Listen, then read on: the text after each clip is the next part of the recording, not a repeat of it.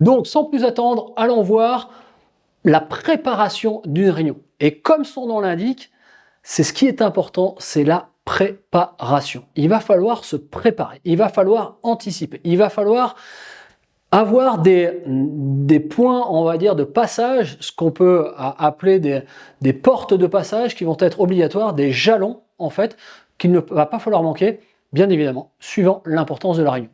Imaginons que vous ayez une réunion importante qui arrive avec, je sais pas, votre N+1, votre N+2, tout un service, par exemple, dans lequel vous êtes, et que ce soit vous qui devez animer et organiser cette réunion. Alors, comment ça doit se passer? Eh bien, le premier conseil que j'ai envie de vous donner dans la préparation, c'est de vous faire un rétro-planning. Ça veut dire quoi, un rétro-planning? Eh bien, ça veut dire suffisamment en avance, caler dans le temps ce que vous devez faire et ce que vous devez préparer. Par exemple, établir un ordre du jour, ou encore déterminer une date et un lieu à laquelle vous allez mettre cette réunion. Réserver des locaux si besoin, peut-être du matériel potentiellement. Réserver aussi éventuellement la restauration et l'hébergement, suivant si les gens viennent de loin ou s'ils restent pour manger à midi. Déterminer l'organisation de la salle. Est-ce qu'on met des chaises? Est-ce qu'on met des tables? Comment ça va se passer? Et aussi convoquer les participants. Tout ça, en fait, va nous prendre du temps et donc on a intérêt à anticiper tout ça. Si vous y prenez au dernier moment, eh ben, ça peut être compliqué, ne serait-ce que pour trouver un restaurant. Si vous avez 25 personnes dans la réunion et que vous ne savez pas où vous allez faire manger, eh ben, ça peut être problématique. Si vous vous rendez compte que le vidéoprojecteur ne marche pas, ça peut être problématique. Si vous vous rendez compte qu'il n'y a pas assez de chaises ou pas assez de tables ou trop de chaises, trop de tables, bref, du coup, il faut pouvoir préparer. On aura tendance à dire que pour une réunion d'importance, il faut s'y prendre au moins un mois à l'avance. Parce que donc, il y a cette préparation dont je viens vous parler, et puis on va aller vers des jalons d'importance au fur et à mesure que le temps passe. Par exemple, 15 jours avant, on va établir la liste définitive des participants, ou encore confirmer la réservation des salles, ou encore inviter les participants extérieurs à l'entreprise si on doit avoir des participants extérieurs. Bref, vous comprenez bien qu'il y a des choses dans notre entre guillemets to-do list qui rejoint notre rétro-planning qui sont importantes.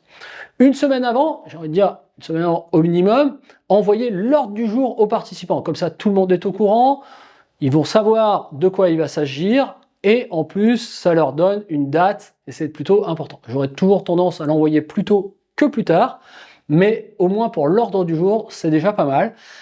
Bien évidemment, l'ordre du jour n'est pas l'invitation, ne confondez pas. L'invitation aura dû partir bien longtemps à l'avance. 48 heures avant le début de la réunion, préparez vos dossiers, le dossier des participants éventuellement s'ils en ont, et les documents potentiellement pour l'accueil et la présentation de la réunion. Quand arrive le jour J, vous êtes au bout de votre rétro-planning, vous allez accueillir les participants, les faire signer potentiellement une liste d'émargement et distribuer des documents s'il y a besoin. Donc vous voyez que c'est pas anodin. Il y a des choses à faire et il faut le caler dans le temps. Donc du coup, c'est hyper important de bien se préparer.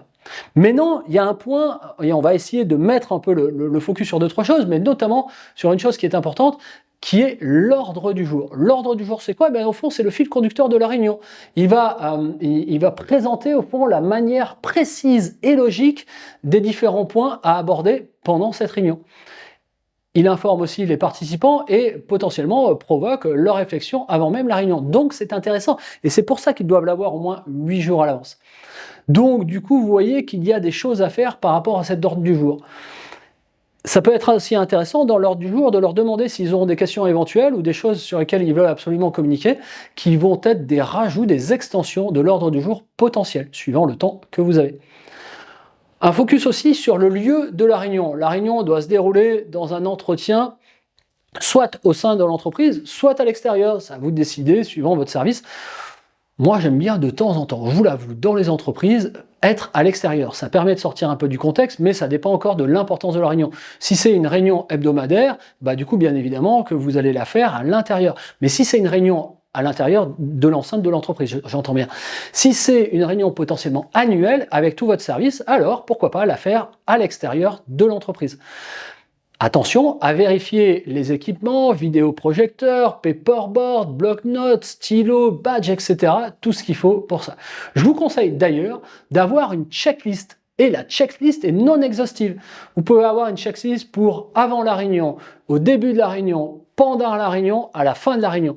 Je vous laisse découvrir tout ça d'ailleurs en dessous, sous cette vidéo. Vous avez tout en détail de cette checklist et c'est vraiment intéressant parce qu'avec ça, vous êtes sûr de rien oublier.